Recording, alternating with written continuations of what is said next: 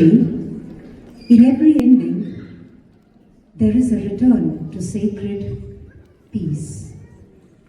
Through Mangalam, we offer gratitude to the earth that supports our feet, to the music that stirs our soul, and the divine inspiration behind what has been created, performed, and received this evening. Mangalam, symbolizing the return of energy to serene stillness.